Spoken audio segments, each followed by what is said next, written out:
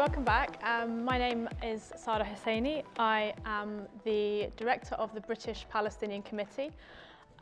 We are, for anyone not familiar with our work, we are an organisation of British Palestinian professionals, mainly academics, human rights people, lawyers, policy people, whose mission is really to ensure that Palestinian expertise and Palestinian experience is integral to public discourse and policy making towards Palestine here in the UK. Ramadan Kareem, first of all, to anybody who's observing. I'm really honoured to be here today and to be able to chair this panel. Thank you to the Media Democracy Festival for putting on the event, but also for giving space to such an important topic for discussion.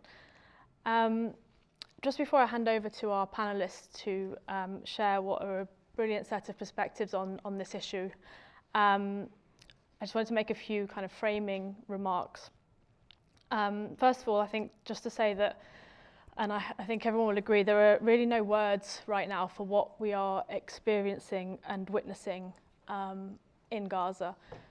We're now 161 days into the most devastating military assault on a population who has been under siege for more than 16 years, and potentially the most intense campaign of ethnic cleansing since 1948, since 2/3 of the Palestinian population were expelled and the State of Israel created.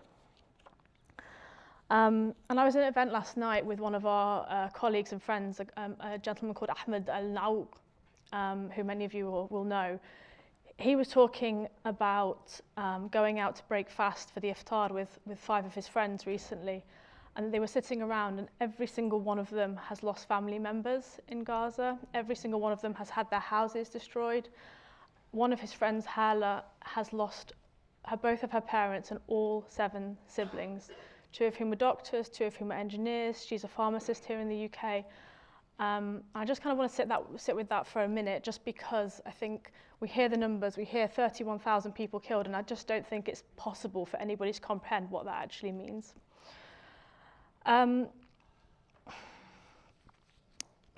Israeli military forces have now, beyond killing more than 31,000 people, have razed the civic and social infrastructure of Gaza to the ground. Universities, hospitals, cultural centres, places of worship, all decimated. We've had Israeli military officials in the highest political echelons vowing to eliminate everything, using starvation as a weapon of war. And so extensive as the atrocities that we're witnessing in Gaza that the International Court of Justice, so the world's highest court, has issued urgent interim provisional measures suggesting that this is a plausible case for genocide and that Israel is legally obliged now to cease from genocidal acts, among other things. Of course, the Israeli government are completely ignoring this. But it also, this ICJ ruling is really important because it also underlines the duties of all other states, including the UK, not only to prevent genocide, but also make sure that the UK itself is not complicit. So the question is really, what has been the response of the British political establishment? Well, I could do an hour and a half on this, and we want to get into the media part of it, so I'm not going to speak for very long. But just briefly, rather than urgently reassessing its diplomatic and military ties to the State of Israel, the British government has rejected the ICJ ruling, has abstained on a Security Council resolution that was calling for a ceasefire. So 13 out of 15 members of the Security Council voted in favour, with only the UK abstaining and the US vetoing that resolution. Rather than calling for accountability, we've seen British government officials pledging unconditional support for Israel's right to self-defence, to defend itself against an occupied population. And in the last couple of days, we saw even Michael Gove wasn't able to confirm that Israel was an occupying power in Gaza, which breaks with decades of international law, but also decades of British policy. As many people have spoke to today, the Labour leadership, we can't really discern much difference in terms of Labour leadership positions. That LBC interview that Keir Starmer did will be seared on Palestinian minds, I think, for a very long time, when he condoned cutting off power and water to Palestinians, a former human rights lawyer condoning the collective punishment and a war crime. And then, not long after that, putting down an amendment in Parliament on a ceasefire vote that the SNP brought forward. And the Labour amendment very significantly removed the phrase collective punishment, and Keir Starmer was ready to tank basically parliamentary procedure and protocol in order to shield Israel at all costs. And then we put this in the domestic context finally, and you see the Orwellian speeches that we're seeing from Rishi Sunak. We see him painting peaceful protests for a ceasefire, an end to killing, being framed as hate marches, while sowing fear and division, the very fear and division that he's claiming to be concerned about. There's an anti-boycott bill in Parliament. It's gone through 3 readings, is now with the House of Lords. And this is aimed at preventing local councils from making ethical decisions when it comes to procurement and investment, and public bodies that will not only affect Palestinians and Palestinian rights, but a whole variety of issues, whether it's arms trade, fossil fuels, trade unions, and more. So not only is the British government and across the political establishment failing to hold Israel accountable, but are actively aiding and abetting a live-streamed genocide. The reason I provided all of this context is because the media plays an incredibly powerful role in all of this. And Rizwana, I'll pass to in a second, who has launched a report recently, there was a question during the launch of that report about whether the media leads the politicians or the politicians lead the media, which I think is a really, really interesting question. And I know the panellists here have so much to say about that. So without further ado, I'm going to pass over. Just in terms of structure, we've got a little bit longer for this panel, which we're very grateful for. So we've got an hour and a half. So we'll have opening remarks from the panel. We'll start with Rizwana, who's going to give us a presentation. And then we might do a little discussion as a panel on a couple of the themes after that, and make sure we have plenty of time as well for audience Q&A. So, Rizwana, I'm going to pass to you. I'm going to introduce Rizwana to you. Rizwana Hamid is an award-winning filmmaker, journalist, and the director of the Centre for Media Monitoring. It's a project promoting fair and responsible reporting of Muslims and Islam in the British media. Rizwana, as you might have heard earlier, the Centre for Media Monitoring have published recently a really, really, really important and very thorough report. And you heard from Faisal, who's Rizwana's colleague earlier on today, who was the author of the report. And I think, we'd love to hear from you and hear the presentation that you've got to give us about what you found. Hi, thank you. Assalamu alaikum, everyone. Let me just get the presentation up. Okay.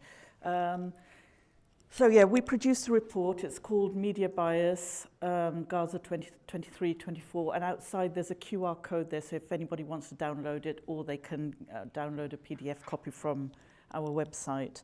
And it's a very broad, extensive report, as you can see, over 200,000 articles and TV clips that we analysed to come up with the results that we did. And these are the main areas that we looked at in terms of the themes that we touched on. And these, we didn't go into looking for them. These were as a result of monitoring, and these are the themes that came out. And much of them were already being spoken about in the media. But I think what we've done, sorry, I'll bring it a bit closer. What we've done is be able to provide both qualitative and quantitative analysis and give concrete examples to show what a lot of people were already saying and talking about. One of the main things I think within the first week, for me as a journalist, what was astounding was that as abhorrent and as atrocious as the attacks on the 7th of October were, that I think it was 2 to 3 days later, the figure on the side of Gaza had gone up to about 5,000. And yet the news headlines were still beginning with the killing of 1,200 and October 7th. So October 7th was being framed as a starting point, irrespective of what the news story was developing to and becoming. And a lack of context was an immediate kind of insight that we found, because it appeared as if nothing had happened pre-7th of October, that this was done in a vacuum, and that beyond 7th of October and prior to 7th of October, there was nothing. And when we looked at over 98,500 mentions of the word Gaza, only 28 mentioned occupied Gaza. And yet we know that It has been, despite the withdrawal of the troops, but the borders have been controlled. And half of those mentions actually came from Al Jazeera, as opposed to mainstream media within Britain. And if you look at whether it was Talk TV, whether it was BBC, public service broadcaster, none of them wanted to address the question of context. And whenever they had any Palestinian spokespeople trying to give a perspective and a context, they were immediately shut down. And mostly, like on Talk TV, it was with a Palestinian academic, Ghada Kami, and she was just said, give me your answer, but don't tell me the history of the situation. And on Newsnight, Kirsty Walk shut down Tayyab Ali, who is the director of the International Centre for Justice, by going back and asking him, do you condemn Hamas? And there was a constant referral back to 7th of October. And these same questions were never asked to Israeli spokespeople when they came on. They weren't ever asked to condemn any of the attacks. So not only lack of context, but inconsistency in terms of how it was being tackled as well. And then framing was another problematic one. And if you look at the stats, this one's really interesting, that the rights of Israelis were mentioned 5 times more than the rights of Palestinians. And 36% of the mentions, so a third, actually again came from Al Jazeera, not from mainstream media. And we had a panel discussion. We had the head of news from Sky, and he was very intransigent about this and gave quite a long-winded argument as to why he thinks it should be framed as an Israel-Hamas war. But I think the problem that we found, and a lot of people have found, is one, given that there's been 30,000 plus, given that the infrastructure that's been destroyed has been civilian homes, given that food, aid, medical supplies are being denied to civilians, you cannot call it an Israel-Hamas. And the word war is also very contentious, because a war would suggest it's between 2 equal sides, and yet we know that this is a major military superpower in the area dealing currently with basically civilians. So the framing as well has been very problematic. When it comes to language, this was really interesting because there were inconsistencies across the board, but Israelis were referred to as victims 11 times more than Palestinians. And this was within the first month. Our analysis is done on the first month's coverage. But by the end of the first month, I think the death toll was about 17,000 in Gaza. I stand to be corrected, but it was around that figure. And yet still, the Israelis were the victims. And this went with the whole dehumanizing of Palestinians as well. And our research is borne out by other research that's been done by Dan Najjar and Jan Lietava, where they looked at BBC bias. But it wasn't just the BBC, it was across the board, basically, in terms of our findings. And when it came specifically to emotive words, 2/3 were used to describe Israeli deaths, and they were from brutal to slaughter to horrific, massacre, whereas none of those words were being used to describe the killing of Palestinian civilians.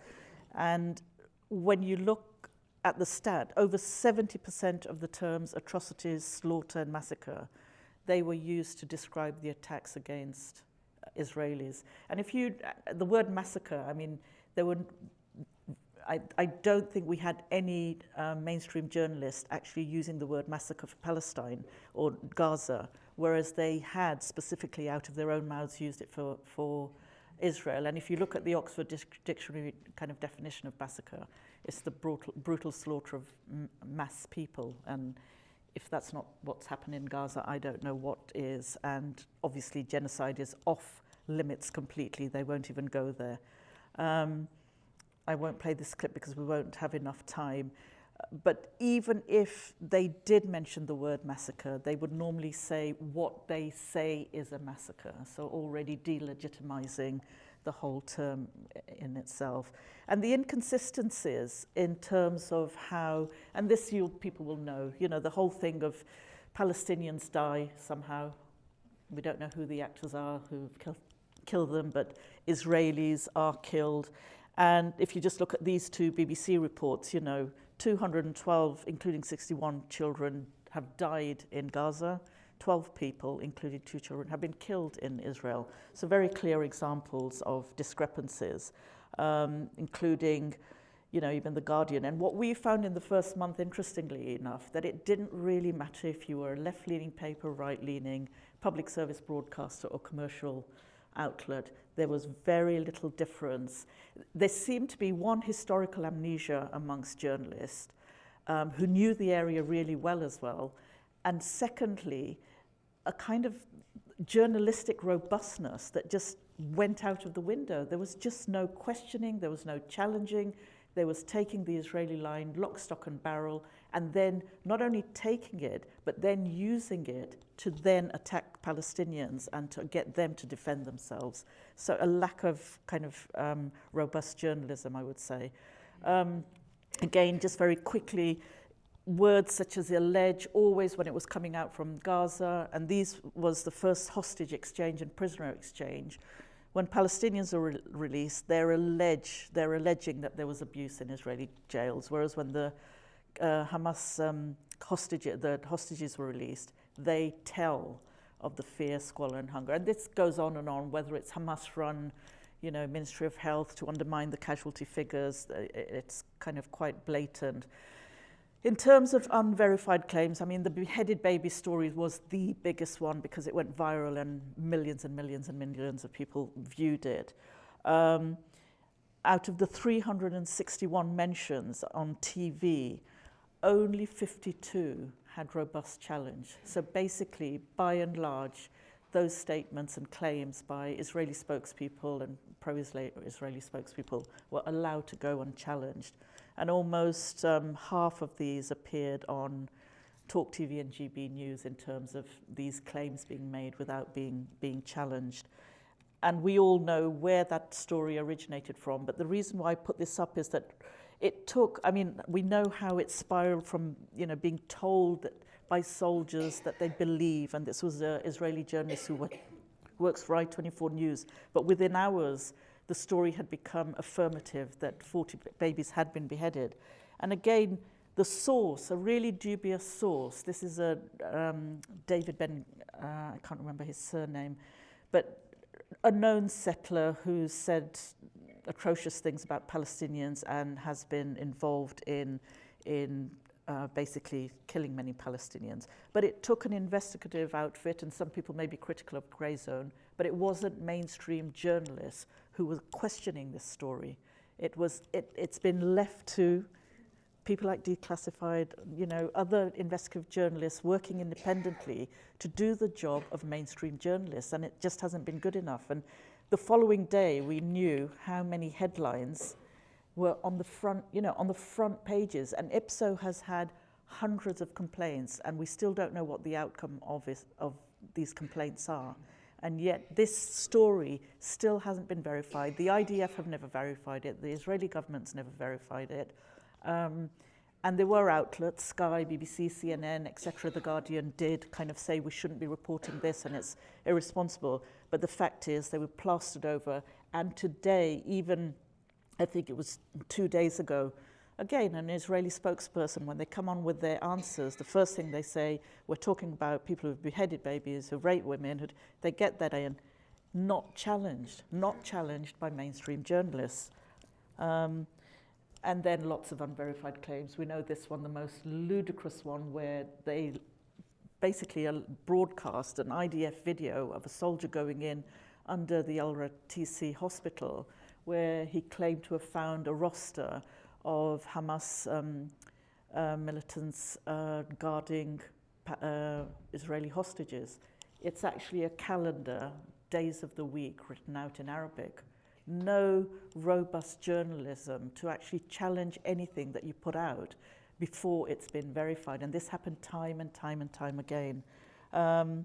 Last bit that we looked at was just the misrepresentation of protests. And by and large, across the board, even though this stat relates to GB News and Talk TV, that they accounted for 42% of protesters being referred to as pro-Hamas, but every single outlet framed protesters as being anti-Semitic, violent, pro-Hamas, and then against British values. And this was very much, and this is interesting to the question that you were speaking about, is it the politicians or is it the media?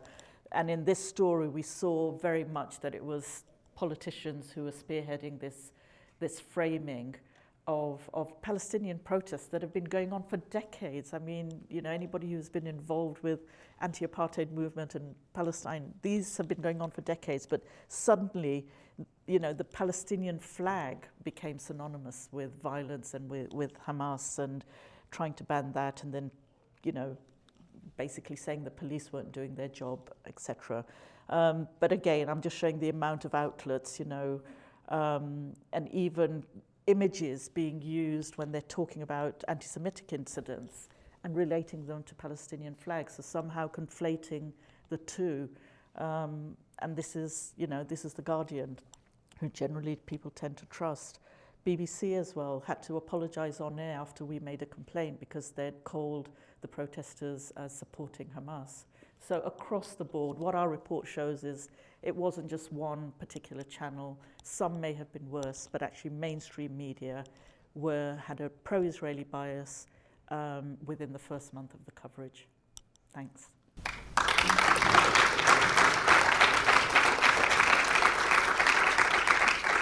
Thank you, Rizwana, for that incredibly concise presentation of what I know is a really detailed report. So thank you for that, and I'm sure there's going to be lots of questions and scope for discussion afterwards. I'm going to turn to Liz next. Liz Fekete is Director of the Institute of Race Relations, leading research and analysis to inform the struggle for racial justice in Britain and around the world. She's also author of Europe's Fault Lines, Racism and the Rise of the Right. And Liz is going to speak to us about the suppression of the right to protest and other things linked to that here in the UK. Is that on, Liz, or do you want to? No, I do. You take mine. Yeah. Can you take that? I can. Could, no. Who says the left doesn't have a sense of humour? Hey, I think the guy from GB News has left. Such a shame. So much to learn. But never mind, he's a young fellow and he's got a lot of time. I wish he'd been here and I wish he'd read that fantastic report by the Centre for Media Monitoring. What is so brilliant about this report is that it hoists the media with their own petard. It's not like it's asking for anything unimaginable, like the media becomes a voice for Palestine. It's asking for accuracy, due diligence and context. It's a brilliant report, so thank you to the Centre for all that they've done in bringing out that report. At the Institute, we produce a regular bi-weekly news service called IRR News. And what we've been trying to address on IRR News is the last bit of what Rashida spoke about, which is the role that the media has played in the drive to humiliate, isolate and stigmatise the British Palestinian community and the supporters of Palestine in the UK. I think that the media and the government are working in tandem. I don't think it's an either or. They're working in tandem.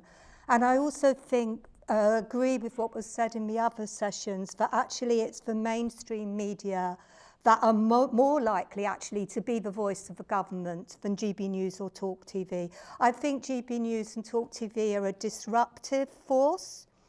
They're a mischievous force, although I think I would have issues that they have, that they are fun. Depends where you're standing in that debate. So we've looked at the Telegraph, the Daily Mail, the Daily Express, and actually the Jewish Chronicle, which we haven't mentioned so far. And I want to say from the outset that I think it's important to stress that the government need the mainstream media. If you look at the way we have always these leaks from this SAR on countering extremism and this so-called independent expert, they're leaked to chosen people in the media. And I think that this is happening because of the success of the national demonstrations in support of Palestine. I think those in power in the media see exactly what we see. They see an unfolding genocide, but it doesn't actually meet their strategic interests to admit that. So they use the media to draw a curtain around it. And they project onto the demonstrations this idea that we are hate rallies. I want to make 2 quick points before making 4 points about the media. You can't have media democracy when media become an arm of government, and that's what we've seen with the whole reporting on Palestine. You can't have media democracy when the media are creating a permissive environment for hatred, and in particular Islamophobia and anti-Palestinian racism. The two work in tandem, and we mustn't disappear one or the other. What I see is that Islamic tropes, something that upset our friends from GB News, the idea that they were being accused of peddling tropes, which really reminded me of Frank Hester with Diane Abbott for some reason. But, you know, I wasn't a racist, I was rude, you know, that sort of argument. So what I see happening is that Islamophobia and anti-Palestinian and anti-Arab tropes are creating a whirlpool of racism that is frightening in its implication. A whirlpool, by definition, is something that sucks you in and necessitates the strongest resistance possible that you don't sink to the bottom. And the danger is, because we're resisting that, we are not concentrating on the genocide. I have 4 points to make about media techniques that concern me. The first and obvious one, the launching of a McCarthyite witch hunt against Palestinian voices or pro-Palestinian voices. Cases are far too numerous to mention, but I think it's instructive that those who are targeted are artists and academics, particularly in the field of decolonisation studies, basically all those involved in the production of knowledge that counters Israeli and other official ahistorical and decontextualising narratives. Point 2, frameworks that establish new norms about what constitutes a hate crime. Suella Braverman first to target the Stop the War rallies as hate rallies, a view endorsed by Sunak, who claimed they were an affront to British values. This has also justified police tactics against protesters. To what we see unfolding today is a carefully calibrated strategy of imposing more and more conditions and restrictions on the right to protest, with the media urging them to take action, police to take action against provocative, disruptive and criminal demonstrations. Again, I think they're working in tandem. Media, politicians, police, working in tandem. This brings me to the third point. The media are using rhetorical devices to substitute themselves as the voice of the common people. I thought Matt's point when he was talking about John Pilger and saying that he was a campaigning journalist and that he used rhetoric in his journalism was very important. But the point was that John Pilger used the moral voice to uncover lies and to speak truth to power. The media are using the campaigning voice, rhetorical devices and a moral voice to spread lies and smears and disinformation.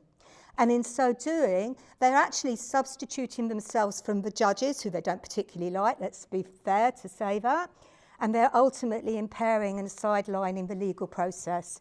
Most clearly seen in the media onslaught against those who chant the river to the sea, Palestine should be free, where they're urging the police on to make arrests for a chant that is not prosecutable under the law. This takes me to the final point, and perhaps the most important, the mainstream's media role in establishing a new common sense around the controversial International Holocaust Remembrance Alliance definition of what constitutes anti-Semitism. This definition, which comes with 11 attached examples, is not institutionalised in the law. It's not a legal instrument, although universities came under great pressure to actually adopt the definition. Even the person who was one of the writers has disowned it, and it's widely understood that it can be weaponised for reasons other than fighting anti-Semitism. I think we're getting to a point where we could become like Germany.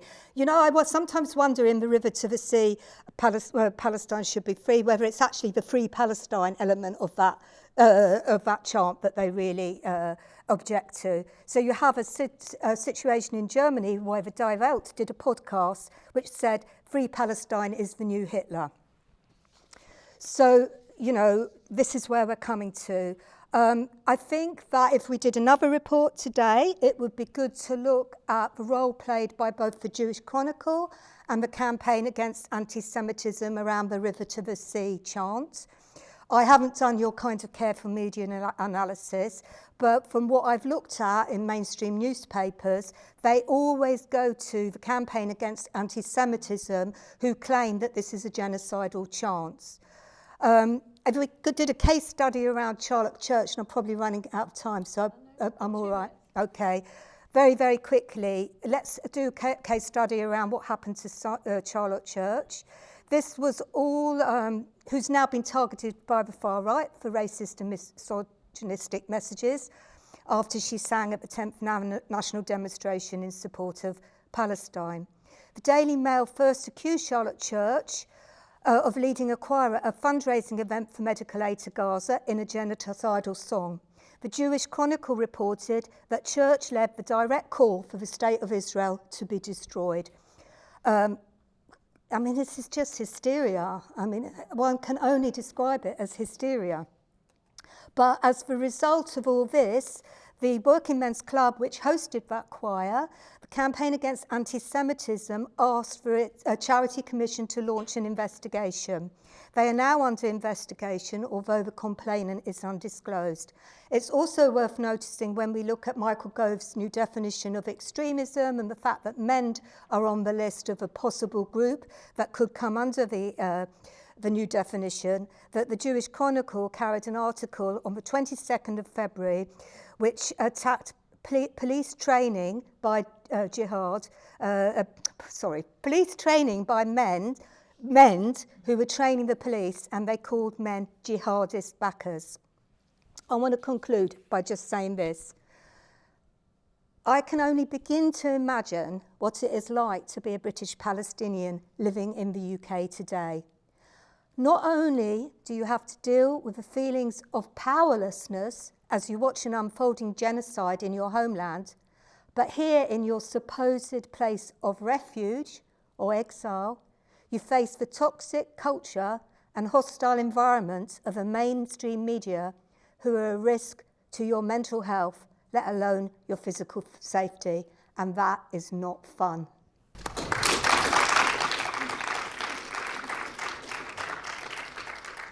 Thank you, Liz. That was really powerful. And yeah, thank you for your words at the end there.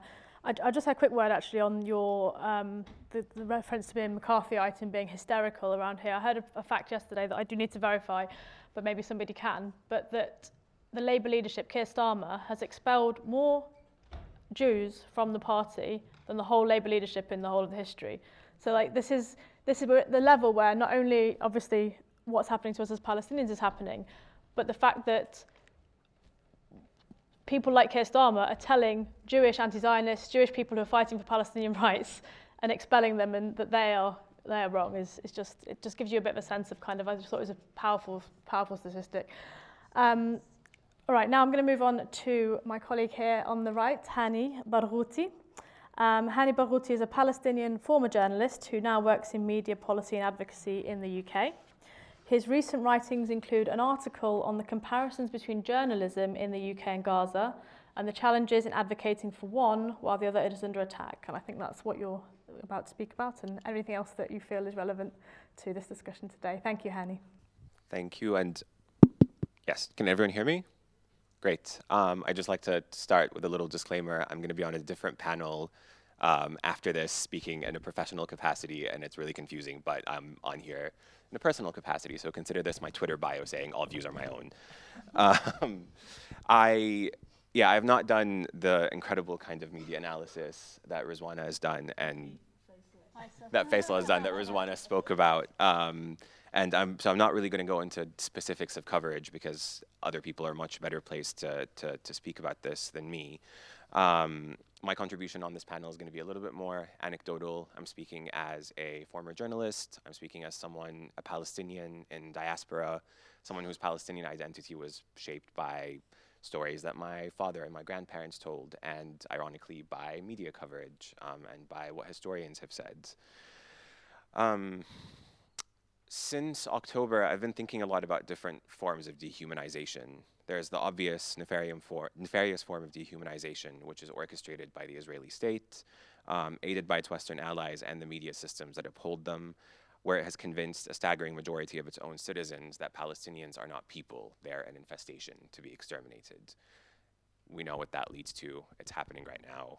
There's an ongoing genocide because of it. What I've been thinking about a lot as well is the flip side to that. The occupation that Israel has imposed on Palestinians since its establishment, which it expanded in 1967, has been expanding almost continuously with illegal settlements since then, which happened with the siege in Gaza from 2007 as well, that it now hopes to have become a physical occupation of Gaza as well, obviously, have all created a system that in many different ways, I think, has dehumanized Israelis as well. This is particularly true for a Gazan child. This is not to fall into the trap of where only Palestinian children and women deserve sympathy and where an adult Palestinian man is a legitimate military target. But let's consider a Palestinian child in Gaza. And of course, another disclaimer, Gazan children in Western media aren't children, they're minors, they're young men, they're young ladies. But let's call someone who was born after the siege started in Gaza by their real name, a Gazan child. This child has only ever interacted with an Israeli as a uniformed soldier who is exacting unbelievable harm on their family, their friends, everyone in their neighborhood, everyone in their city, because of the occupation. Because of Israel's occupation and the eyes of that child that then becomes a fighter, that soldier is not a person, is not a human. That is a brutal uniform bringing devastation. I think similarly, again, as a Palestinian in the diaspora, what I see with Palestinians around me, the way that Palestine has been covered in the media in the UK and in mainstream Western media at large, something similar has happened in our perceptions. When humanity is made by media actors to become something of a zero-sum game, where we only read about the pain Israelis experience, where they're the only ones that merit conclusive and, like Rizwana said, emotive language, and they're the only ones that merit clear, active sentences where we know subject, we know who committed a crime, what the crime was, against whom, very clearly. I think it's inevitable that our quest to have our pain recognized by the world that is actively enabling it, where we are forced to participate in this dynamic where we also see our humanity as a zero-sum game, where we start to really need to focus on ours. If the media and the apparatuses that it serves are ever going to be serious about accountability and about the peaceful coexistence between Palestinians and Israelis that they claim to espouse, how are we as Palestinians ever supposed to engage in the conversation that recognizes Israeli humanity and the fear in the hearts of hostages and their families and the supposed innocence joy of a music festival when they pit our humanity against theirs? I really don't know.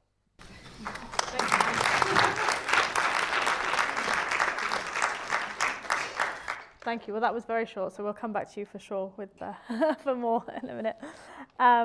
Thank you. Hamza, last but certainly not least. Hamza Ali Shah is a British Palestinian writer and journalist. He's written extensively on Palestine for numerous outlets, including Declassified UK, Tribune, and Plus 972 magazine. Hamza has also regularly provided broadcast analysis and commentary on Palestine, most recently for Sky News and LBC.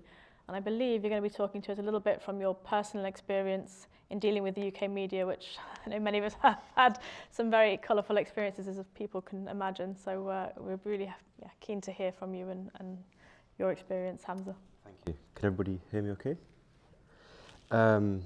Yeah, I think kind of looking at the media, this is obviously something that any Palestinian would be accustomed to. I grew up looking at my dad touching his teeth when reading The Guardian, The Times, The Telegraph, or watching the news if it's BBC, listening to LBC.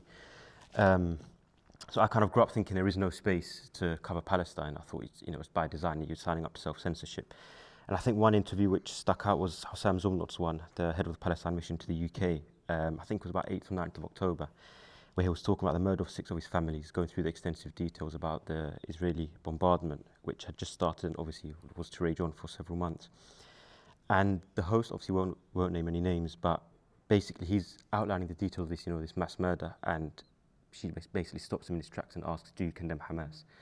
And I think this is the kind of the logic that you have to subscribe to. You have to subscribe to this warped reality in which, in order for you to be given a fair say or fair hearing, you need to condemn. You need to comply with this idea that history started on October 7th, but actually we know that for 75 years, if not longer, it's been ethnic cleansing, displacement, dispossession, torture, mass murder, etc.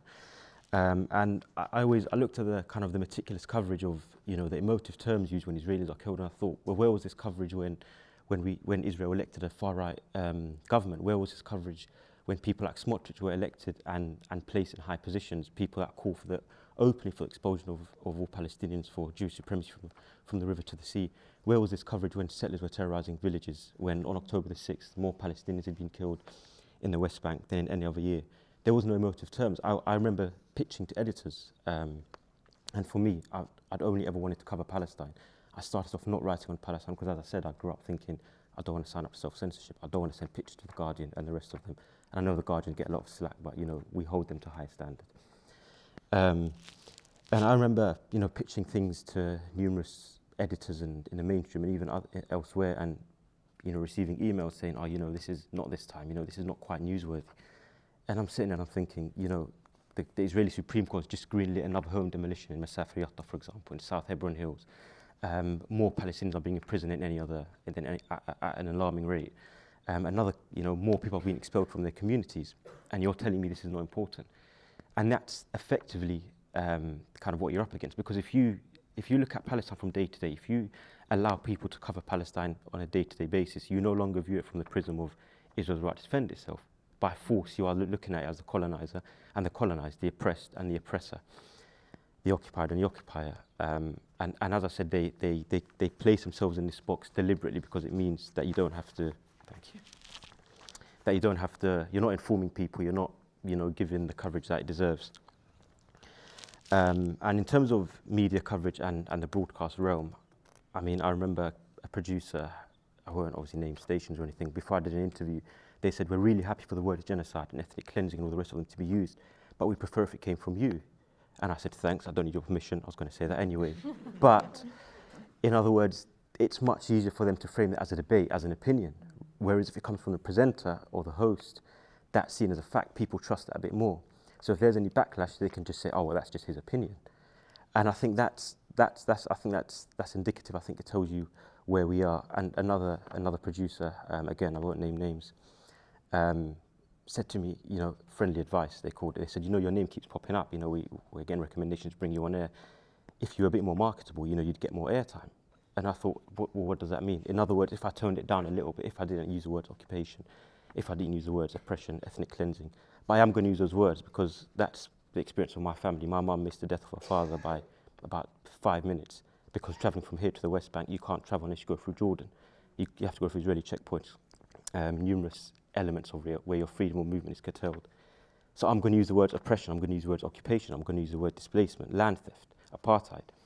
But in order for me to get some pesky interview, I've got to water those. I don't care if I don't appear on television ever again. But the bottom line is the fact that in order for you to get some sort of platform, you have to conform to this idea where you must condemn what Hamas did, you must condemn what happened on October 7th, but you can't bring up what happened before. You can't bring up the displacement, the land theft, the ethnic cleansing, the genocide that's been ongoing for 75 years, if not longer.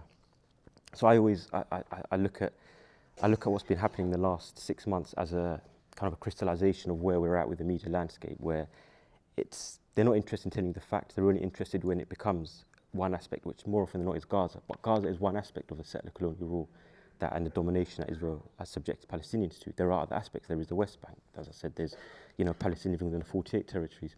But the media is not interested in framing that because, as I said, by default, if you only focus on Israel, and when when Israeli civilians are being killed, or when there's kind of two sides to it, you ignore the rest of history, and that is what the media is there to do. It's not there to inform and to properly educate people on what happens in Palestine.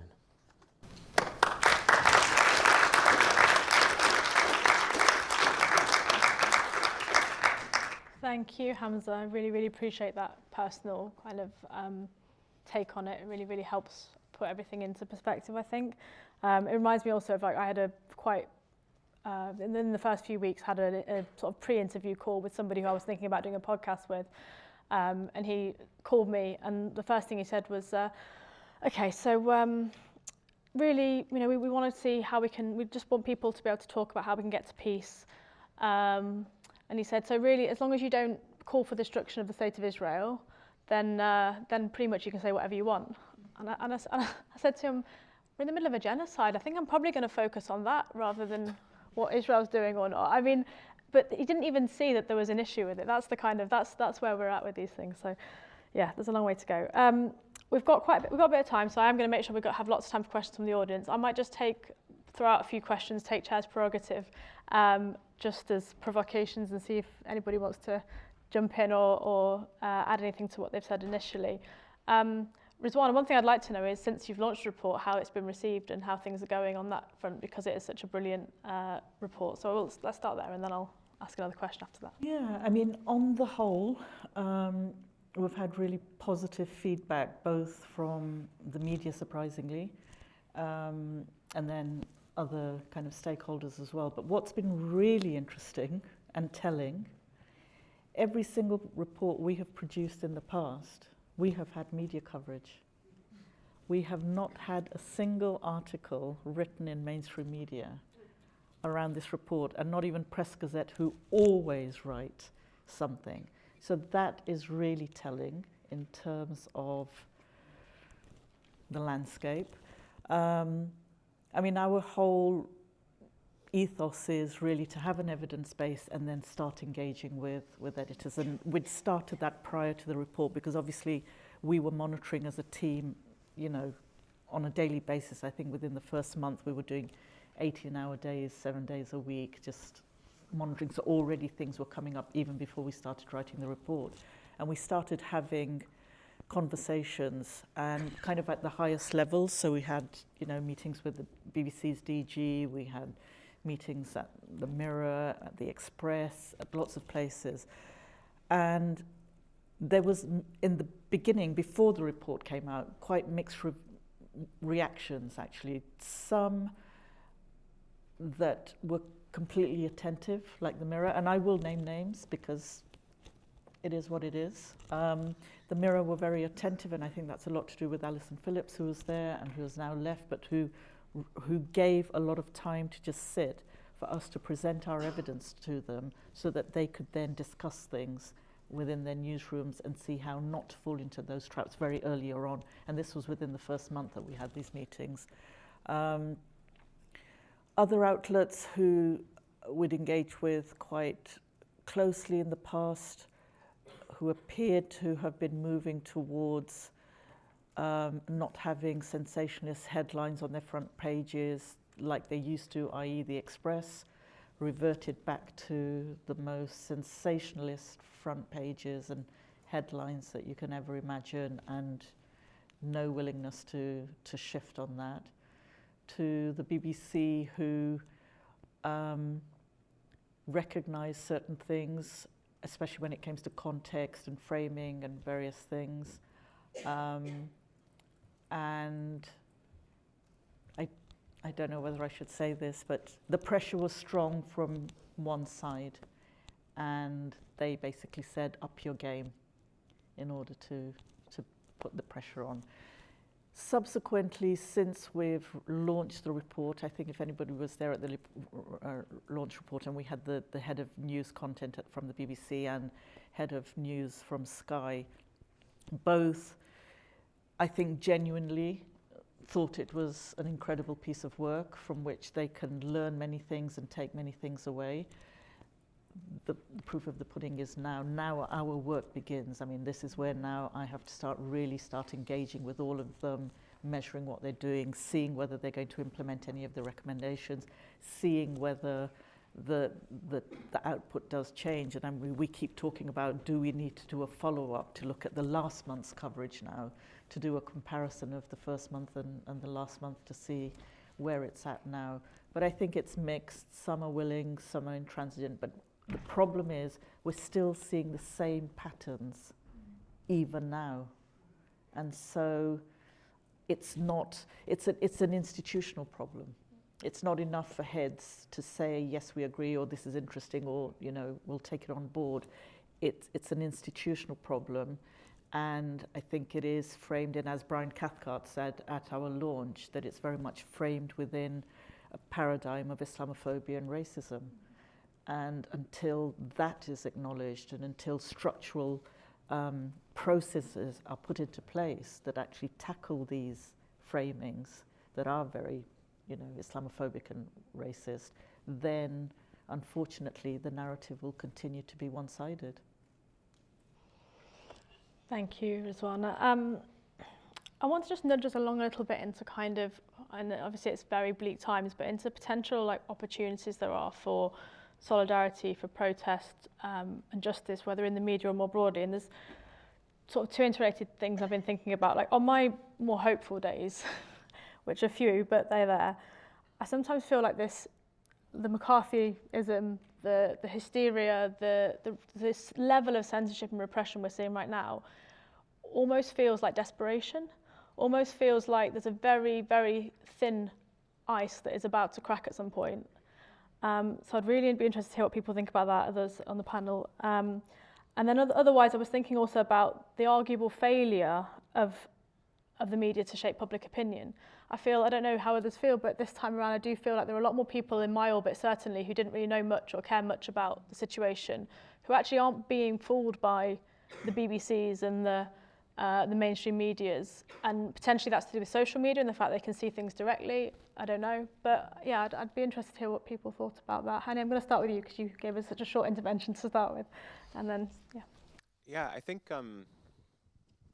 despite some really, really unfortunate practices still in the media, I think I am seeing things that I never expected to see when Israeli politicians are interviewed, for example, or when right-wing British politicians or commentators are interviewed, where mainstream TV reporters, for example, actually question things that they say, actually ask for fact-checking.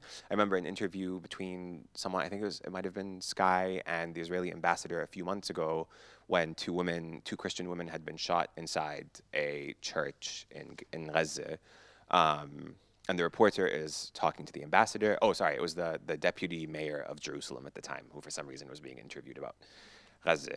But they ask her about the reporter asks her, you know, there are reports of these two women who were shot inside a church in Gaza. What do you say about that? And the deputy mayor goes, there are no churches in Gaza. And the reporter says, no, yes, there are. And she says, well, if there are churches, then there are no Christians because Hamas drove them all out.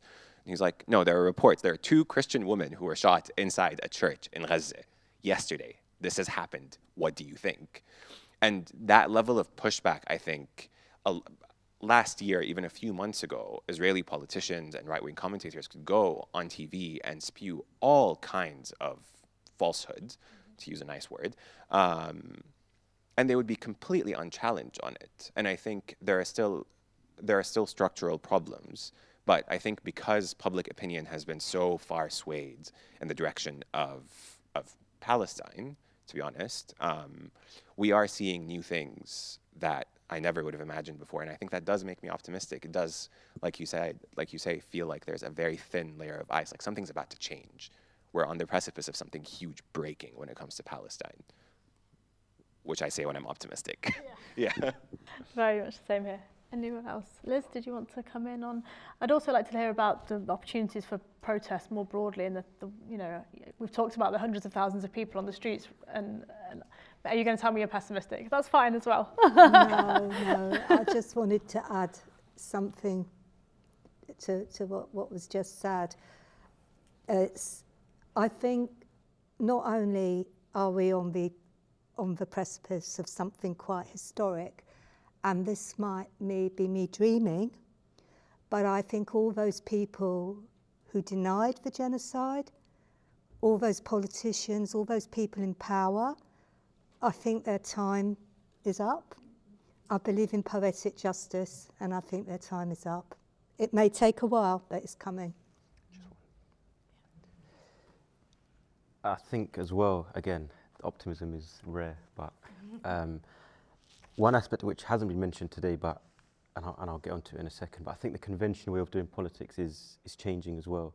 So whereas people think you can pressure newsrooms, and we haven't spoken much about the Israel lobby, but in terms of mainstream media, that's the one in terms of, I mean, it's all documented, like Matt's alluded to. BICOM have, on the record, written essay articles about the fact that we've pressured the Financial Times and Sky News and the BBC to change their views or to have a certain line. But that way of doing politics is no longer enough, if that makes sense, because of the kind of the energy and the urgency at the grassroots level. And like I said, new media, whether it's, like I said, in the UK, we've got Declassified, obviously, we've got Tribune, Middle East Eye doing a lot of good work. So we are bypassing those conventional methods. And I think where people ordinarily, where that pressure comes on broadcasters and whatnot, people are consuming a different type of media. And when they're consuming the mainstream channels and the mainstream avenues, they are realizing, okay, this is not telling the full story. And so bombarding BBC with emails, BICOM can do that till the sun rises. People still won't buy it to the same degree. And I think there is a realization in Westminster and beyond, and even I think parts of Fleet Street, that the way of dealing with things has to change. And that's why you see Sky will drop you the odd good report, or CNN will do it, and because they have to keep, they can't keep receiving those, the negativity from online, from social media and whatnot. And I would argue there has to be a lot more, but every time I see that clip from Sky, I think, okay, well, you can do that. That means you're capable. The cynic in me asks, why do you do it every now and then? Is it to avoid criticism? But the fact they're having to think that way anyway, it tells you that, there are the ways in which people are consuming media and kind of critically thinking about what they are being sold or kind of informed about, I think is changing. I'm not as optimistic as you guys. Good. Well, we need the open. We've been doing it too long, haven't we, Faisal, in the sense that, please, don't be deluded. Honestly, Please, Rizwana, tell us. I think the sigh was the internet. Yeah, is that it? Is it done? That says everything we need to know. Yeah, no, I mean, I'm an optimist in other ways, but honestly, I think the good thing on the is media, or generally the whole thing potentially changing at some point? No, I think inshallah potentially the whole thing changing. I think that's on a different level. I think there has been a huge, it's a watershed moment. There's a historical change, and inshallah it leads to something that we all want. When that'll happen, I don't think it's going to, that's another question. But when it comes to the media, I'm not as optimistic. Only because, having done the work we've been doing for 6 years now, that even when it comes to Muslims and Islam, despite the amount of evidence that we show them and we see little movements, the point is it can easily switch depending on what the climate is. And yes, people have turned away from mainstream media, and most people, young people especially, they don't have trust in politicians, they don't have trust in mainstream media, and they're getting their information from the ground, from people there, and therefore just don't turn to the mainstream media. But unfortunately, mainstream media is the most influential medium that we still have when it comes to politicians and other institutions of power using it as a basis from which they inform themselves, as well as using it to, manufacture the kind of news that they want. And I can only see things getting worse. I mean, if we just look at the last 3-4 weeks of what's been happening within the political arena and on, not just GB News. I mean, GB News is on the extreme end, but we constantly see people who are Islamophobic, who are racist, who've clearly said things, are given platforms on Question Time, on Press Review, on Sky News, on Channel 4's got better now. Channel 4's improved. There was a watershed moment when Channel 4, they went into Ramallah. Lindsay Hilson went there, they went and looked at you know, settlers in West Bank, and that's when they turned. But the first 3 weeks of Channel 4's news, no difference whatsoever. And Krishnan was brilliant the other night when he was speaking to an Israeli spokesperson, and he just said, listen, you're not answering my questions, or you're not going to answer my questions. And he just doggedly went for him. And we are beginning to see that. And that should have been there from the beginning. And that's why I said there was kind of one, historical amnesia, and two, journalists lost their independent train of thinking and their gut instinct of challenging, you know, not just taking. But I think the pressures, the lobby is still there. A change of government, even though Labour, you know, we all know hasn't taken the opposition position as much as it should have, may make a slight difference, and it'll make a difference in terms of, you know, their views on the media and where they take certain regulations and things. But the media, mainstream media, is a well-oiled beast and machinery. They don't change because you want it to change. You know, they don't. And so it's a process. It's a long, long process. And I think just like, I suppose, the whole question of, you know, homosexuality, how it was reported on maybe 20 years ago is a no-go area now. We can only hope that when it comes to other, you know, minorities and other topics, that as a result of lots of pressure, lots of education, lots of structural changes, lots of implementing of policies, that they too will become no-go areas. But I think as far as Muslims are concerned, Palestinians are concerned, forget it. We are fair game for a long time to come, unfortunately. I'm not optimistic at all. Thank you for not mincing your words. And the good news is that the Media Reform Coalition will be in business for a while longer. We will have a festival next year. All right, well, with that, I think it's a great time to open up to the audience for questions. We've got a good 20 minutes at least, so I'll take a few at a time, and yeah. We'll just start. I'll just work my way around. I've got plenty of time, so we'll go 1, 2, and 3 on this side to start with. No, yeah, okay.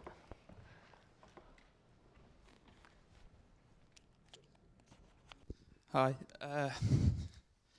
I just wanted to get your guys' opinions on anti-Semitism and the accusations around that, because Jeremy Corbyn was tarnished with accusations of anti-Semitism, and Labour's, I don't know, I guess, or Starmer's position on Palestine, how much do you think that is influenced by him being accused of anti-Semitism in the media? There was one just behind the gentleman there, yeah. Did you have a question? Yeah. Actually, I think Rizwana, if you think that coverage is slightly improving, that's optimistic. And I've got another way of looking at it. If we come back to the point of protests, if you step back and think about what happened in the first week of the conflict, we found that our freedom to protest in the streets was dependent on a benevolent chief of police. That's what happened. The Home Secretary told the police to ban the march, and Rowley, backed up by Sadiq Khan, refused. Now that's quite something. But even more something is that Sunak then had to sack Braverman, which I'm sure he hadn't wanted to do, which shows there is a recognition underneath the surface of what the real issues in this conflict are that cannot be spoken. And what we're actually talking about is a taboo. Your question about anti-Semitism. A taboo has been created. This is basic anthropology, under which nobody can criticize Israel. And I think everybody is conscious of it. Everybody in this room is conscious of it. I would like to go out in the street and say, I think Israel is doing to Palestinians what the Nazis did to the Jews. Who here is going to do that? I mean, there has to be a point where it is challenged. And it would be nice to see mainstream media do it, but I think it's quite hard for them. I mean, we all know that I'm from the NUJ. And the journalists in the BBC are in a very anguished state, a lot of them. Some have resigned, others have been put off on time off because they're overwrought and ill and so on. No one has yet been sacked. Quite a few have resigned. It's just, there's a huge bubble that's going to have to burst. And as you say, it's been created. This has been prepared for years through the campaign against Corbyn, which appeared to be justified in itself. It was actually just setting up the process for Israel being in a conflict when it couldn't be criticised. I'd like to hear people discuss that. Finally, I just want to mention one small thing to Rizwana. There is an article about your report in Free Press magazine, which is published by the CPBF North, which is on the table outside if people want to pick it up. Thank you. There was just one more down at the front here. If we start this side, and then, oh, okay. That's all right. I was just trying to do it so I could see in order, but it's fine. Is that all right? I'll come to you next.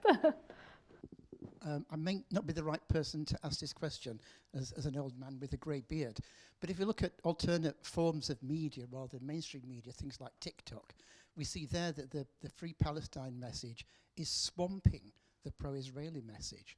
And is there any way of taking that energy and using it to influence the more standard media and politicians, either because politicians are chasing the votes of younger people or because advertisers are chasing the money of younger people? And if they see this mass audience has moved, does that give any opportunity to use that momentum to get your message over further into mainstream media? Thank you. All right, let's start with that. Who would like to comment on any of the above? Can I do the Starmer one? Yes, of course you can. With Starmer, I think there's a bit of a misconception with him. I think he's a cynical opportunist. So he doesn't view Palestine or Israel as, it's not human beings, it's like pieces on a chessboard for him. So if it's, there is an aspect of anti-Semitism, we know, like the likes of Board of Deputies, Jewish Labour Movement, etc. That's for another day. But, and I'm going to name names, David Lammy, Keir Starmer, the rest of them, they're just opportunists. When David Lammy was asked on, I think, Victoria Darbish's show, do you condemn, like, is it collective punishment? He goes, Victoria, I want to become, one day I hope to be a foreign diplomat or foreign minister. That's how they see it. In other words, what is kind of politically expedient, what provides them with political support is where they'll go. And at the moment, supporting Palestine or seeing us to support Palestine is apparently like a no-go position for much of Westminster. And that's why Keir Starmer chooses the position that he has, because take away Palestine, you look at Brexit, it did the exact same thing. Anything that helps Keir Starmer will do. So there is the aspect of anti-Semitism, but it's more so with him and the people he has around him who are simply interested in getting to power first and foremost, and then the rest simply doesn't matter other than that. Very quickly add to that, the way that it was reported as well around the Labour conference last year, I remember reading a newsletter and they were talking about how this is not Corbyn's Labour anymore, and you will not find Palestinian flags flown at the conference this time. And the whole thing, because of the party politics, Palestine became Corbyn's pet project, basically, and it stopped being about the question itself, and it just started being about, like, what kind of leader is Starmer going to be? And that was, in terms of coverage, just infuriating. Yeah, I wanted to link it back to the question about anti-Semitism. Yeah, 100%. This is politics at its absolute most cynical. I mean, it's unbearable. And for somebody who's been involved in the anti-racist movement for far too long, not far too long, 40 years feels like a long time. It's just awful to see anti-racism become a political football that is, ping-ponged around Parliament by people who have had no roots in a grassroots anti-racist struggle. So when it comes to anti-Semitism, and I think the question was around, was perhaps Keir Starmer worried about the accusation of anti-Semitism being levelled against him? I think it was more very clear, and I think history is going to prove us right, is that he very cynically weaponised the whole issue of anti-Semitism for his factional and sectarian interests in the party. Having said that, who has to deal with the fallout of all this? the Conservatives' playing of communal politics, because that's what's happening. It's communal politics is being played out on the ground. Who pays the price of this? It's people in communities who pay the price. And there has been an upsurge in anti-Semitic attacks, just as there's been an upsurge in Islamophobic attacks and an upsurge in anti-Palestinian attacks. But unfortunately, there is a hierarchy of anti-racism in this country, and we just see it all the time. We see it all the time. I mean, look at what happened to Diane Abbott. I mean, I can't believe. Look at what happened, and the cynicism with which the Labour Party dealt with her, with what had been said about her, and the fact that she was humiliated in Parliament, stood up 42 times and wasn't called to speak on a subject that was discussing the racism directed towards her. It's unimaginable. And the cynicism of the Labour Party putting out a funding, am I right? I read this on Twitter, has it been verified? That they put out a funding saying, you know, the Conservatives are taking money from racist donors and give more money to the Labour Party, and they didn't even mention her name. I mean, this is like the Palestinians. It's disappearing Diane Abbott from her own humiliation and the racism directed towards her. It's just so cynical. Thank you, Liz. Do you want to speak? Yeah, go for it. In terms of, you know, TikTok and other social media, and what's been interesting is generally mainstream media does feed off social media. They get a lot of stories from social media, but they haven't taken the cue this time round to feel the groundswell of kind of support, especially amongst young people, I think, and where that temperature is lying. They haven't kind of fed into that, but it reminds me of, if you think back to the Gulf War and what the temperature was then, and, you know, the mass protests that were going on, but they really got a look in because there's a particular perspective. And I think when it comes to, and I don't know if it's not just a British thing, but when it comes to times of war, if the government and the establishment takes a particular position, it's almost as if mainstream media, due to whatever nationalism or whatever it is, takes that position and goes along with it. And we saw it during the Gulf War. We've seen it now. The tide is changing and they're beginning to question. But they should have picked up on the temperature that's, you know, out there on TikTok and on social media and amongst young people, and the vast amount of first-hand footage and lived experiences that they had access to and yet didn't make the most of it. Why? And, you know, the whole point of not being allowed into Gaza as a result of the Israeli government not letting them. Where have we heard the media shout about that and make a point about this is censorship? We just haven't heard it. You know, they've just gone along with it as, oh, we can't get into Gaza.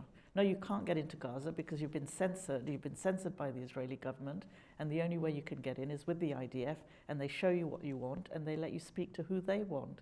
But there just doesn't seem to be the outrage. There hasn't been the outrage of the number of Palestinian journalists that have died, you know, and the kind of hypocrisy and double standards just goes on and on and on, and hence my kind of pessimism that, you know, there needs to be more glimpses of there being actual real change. And we can see the glimpses, but I mean, that swell tide where it becomes something else, I don't know whether it is. I think social media is going to be leading on that. But then there's also so many conspiracy theories and lots of other things on social media as well that people need to be careful of. So it's about getting that balance right. Thank you. Can we do another round of questions? Right. So let's go over here. I just saw hands go up over there. So we'll do the. Oh, sorry, there's one here, wasn't there? Did you? Okay, great. So we'll go the gentleman there because you're there already, and then we'll go over here. 2 questions. Thank you. I thinking about optimism, and I have very little actually. But one place where I have seen some glimmers of hope is actually in the populist right in America, for example. And going back to GB News, there's some pretty outrageous things being said, which I don't agree with in the large part.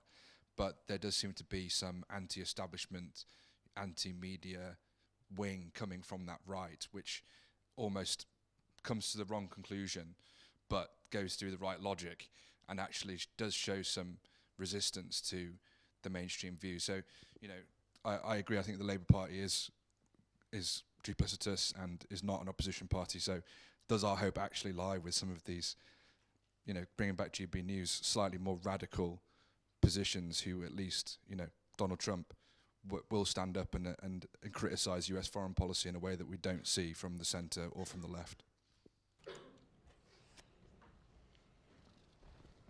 Okay, so yeah, those two there. Thank you. I feel very bossy here. I'm a journalism student, and I want to ask a question about like how to keep accuracy and impartiality when we got to write the war reporting in a realistic way. Because I did an essay about Israel and Gaza war, and I found a lot of misinformation in the BBC's report, like the atrocity of massacre just for Hamas and the October 7th as a starting point. But when I was writing, I kept asking myself, like, if I was in that position, how am I going to structure my story to keep it in accuracy and impartiality? Okay. Thank you. Good afternoon. I have a quick comment and possibly a question as well for Rizwana and the panel. On your note about social media and why media organizations are not necessarily listening to what's being said on social media, and especially young people, possibly my remark and comment would be also being on a media publishing side, is that maybe they're not paying attention because those people are not their audience and they're trying to serve the audience, which might be white, older and of a different view, which doesn't sympathize with that particular group, and that might be one of the reasons why the Palestinian view and plight is not being fully represented in the media, considering, for example, the tabloid, who their core audience is, very different from the people who would be marching on the streets supporting Palestine. But on the question that I had, I was wondering whether the Center for Media Monitoring can draw any parallels with the original reporting we had from Russia and the invasion in Ukraine. At the beginning there as well, we had a lot of allegations about sexual violence, very similar to what we heard, in a way, what happened in Israel, allegedly from the Palestinian side. And again, a lot of those have not been substantiated, just like from everything that I'm reading, a lot of the claims from Israel are not being substantiated with evidence. So what is the view from a media monitoring view? How can we compare the backgroundless reporting we had on the invasion of Ukraine when that one started and the possible reasons behind it, and similarly how you flagged up here in Palestine? Okay, can we just take the one more, just while we're, we might as well take the fourth one. It was just the gentleman here down, sorry.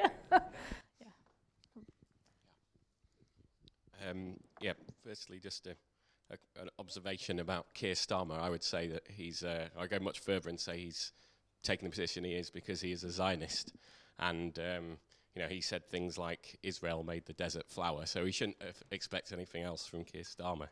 I just wondering if you've done any studies on sort of like local newspapers or local context. So speaking of in Sheffield, there's been quite a lot of, I mean, we've had things like the IDF have a chaplain that's on Sheffield campus, whether you've done any like sort of studies about academia as well. Or, for example, you talked just briefly about the Jewish Chronicle. The Jewish Chronicle has targeted Palestinian lecturers, for example, one of whom left their job at Sheffield Hallam because of the Jewish Chronicle. And also just in terms of local politicians, so you've got local politicians in Sheffield that feel that they have the ability to say things about Palestinians that are clearly racist that you wouldn't say about anyone else. For example, of the Palestinian right to return, saying things like the Palestinian right return is like the UK inviting 10 million people who have been born and raised to hate Christians into the country. And that sort of thing is completely unchallenged. I'm just wondering if you've done any analysis of that on the local context. Thanks. All right, so just to recap, we've got a question around the potential opportunity within the UK populist right and the logic in challenging some of this mainstream media. We had a question about accuracy and impartiality and how you achieve that with reporting. A question around parallels with Ukraine and Russia, and a question around analysis of local news and local politicians. Anybody want to take any of that? I mean, Hamza, I don't know about as a journalist in terms of how you think about structuring stories and ensuring impartiality to the question from student journalists. See, my perspective is a bit different because I work with really good editors and don't go near the mainstream. So, but from people that I do know, I think it is hard. I'm not gonna lie to you because I know a few people at the Independent Times. So somebody got in touch and asked me to pitch a story. They asked me to pitch the Times, and I wasn't obviously going to do that. But I put them in touch with somebody from the Times, and the person basically said to me, like, I have to jump through about 10 different hoops in order for this to get through. So even if you get the article, then it might get, they might then decide they don't want to run it anymore. Independent is the same. A few people have said when they have their editorial meetings and all the rest of it, that when anything you bring on Palestine, it needs a specific hook or it needs to be tied to something. It can't just be covered in that way. And then you're going to be subject to different editing and kind of censorship. So it's not easy, but I think the word is probably relentless. So if you are in the mainstream realm, whether it's produced at the BBC, whether it's in the press elsewhere, I think it's just about keep pushing for those ideas, because we do see there are the odd good articles. Let's give credit where credit is due, whether it's in the Independent, whether it's in the BBC produced the odd good report, and I think that's down to people who are kind of persevering with it. And obviously, some of the words might be minced, but I guess it depends on the outlet that you're at and kind of the structures there. But like I said, it's not easy, and I just think you have to be relentless in pushing it so that you can, so that you can basically push it. And eventually, you've asked 10 times, an editor's like, just get this guy commissioned, basically. So that's basically why I say that kind of the new media and alternative media are very good, because like I said, if you read a lot of declassified work, Tribune, Middle East Eye, Plus 972, we've got plenty of others in the UK as well. You get the whole story, but the problem is obviously, as Matt alluded to earlier, is the funding and the constraints in that sense. Can I just answer on that one as well? Because I think you were asking about how in the fog of war can you get to the actual facts. And it is a difficult job. I think covering a war is probably one of the most difficult stories that you can cover, and more so given that you have not got access to Gaza in this particular case. So journalists haven't got access on the ground where they can get first-hand information, where they can try and verify things. But I would say, as a journalist, if you're going to become a journalist, is that one, make sure you've got more than one source. So if you get one piece of information from one source, you've got to try and verify it and try and verify it again so that you actually know that, okay, these are credible sources, they're coming from positions of knowledge, and I can now believe it because 3 different people have said the same thing to me. That's one way. 2 is consistency. The biggest problem of the coverage of this war has been the lack of consistency, whether that's in the framing, whether that's in the language, whether that's in the kind of voices that have had platforms. So I think consistency is really important as well. And given the pressures of 24-hour news and everybody wanting to be first with the story, people have not done their due diligence and gone out there and reported something which has then proved to be unverified and actually false. But the problem is, once you've done that, the damage is done, because people, it's in the psyche, because it's also gone viral, especially with the big kind of false stories that have been propagated during this war. So I think, journalists generally do their due diligence. In times of war, sometimes the pressure can get to people, and you've got to kind of deliver, and sometimes accuracy gets sacrificed. But it's really about the resilience, it's about perseverance, but it's also about digging for the truth. Ultimately, that's what you want to get down to. You don't want to just rely on one source. You want to get another source. You want to then balance the story, verify it before you produce it. But on a number of occasions during the coverage of this particular story, we've seen journalistic standards just fall and not go through the process of due diligence. I'm aware we're into the break time, but just did you want to answer quickly around any sort of reporting or analysis of either local or parallels with Russia and so Ukraine? local, unfortunately, we didn't. We really did focus this time on kind of the mainstream print, online and broadcasters, because it was already 200,000. You can imagine kind of now to go to local. So that's another study. In terms of parallels of Ukraine, Faisal, I don't know whether you want to respond to this one, but I think not so much in the reporting, I would say in terms of the framing of the story, very, very different. You know, with the Ukrainian, in a way that was almost a benchmark of how to report a war. It was very good, it was very, in the sense, well, it was one-sided, obviously, because it didn't look at the Russian side, but when it came to the Ukrainians, there was a sense of humanizing the plight of what people were going through, and it was very much looked at through that lens right from the beginning. But the double standards in how that war was covered compared to other wars, and we compared it to, you know, the wars in Syria and Afghanistan and now here, and all the references to how these are blonde-haired people that we should care about because they're on our doorstep and things. And I think there is validity that, yes, if somebody, you know, Ukraine was very much on the doorstep of Europe, and we saw the repercussions, whether that was in the gas prices going up, cost of living going up. So there were very real repercussions. But for journalists to be framing it as this is a story that we must care more about because of its geographical location or because of its implications, and that it's not in, and these are quotes, it's not in some far-flung barbaric Muslim country, you know, again, completely no. And I think in terms of the dehumanization of Palestinians in this story, we've seen it. People who've called Palestinians inhumane, barbaric, you know, inhuman animals have been allowed platforms without being challenged. And then the next day, one day they're on BBC, the next day they're on Sky, given a platform. People who've, you know, the editor of Jewish Chronicle, Jake Wallace-Simon, who's called, who said, I think this was day 2 or day 3, wasn't it, Faisal?